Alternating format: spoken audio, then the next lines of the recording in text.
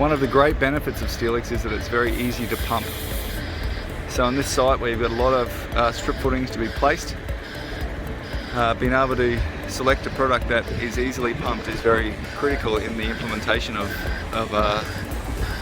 fibres generally into footing applications.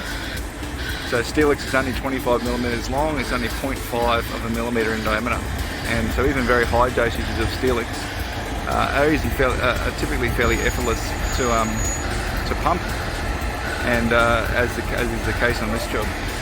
So we'll just do a quick walk around here, having a look at what's got to go on today. As you can see, there's quite a lot of strip footings that'll be poured here. Strip footings and pole caps are all getting poured together. Here we've got a step down happening from this upper level to this lower level. It's all ready there to be poured or cleaned out, looking very nice and neat. The guys have done a great job in prep on these strip footings, and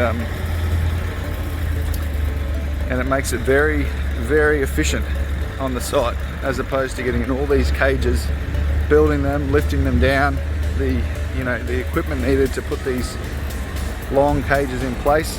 The simplicity around these piles, so some of these piles down this end didn't need the additional bars, just the single bar was enough in the application.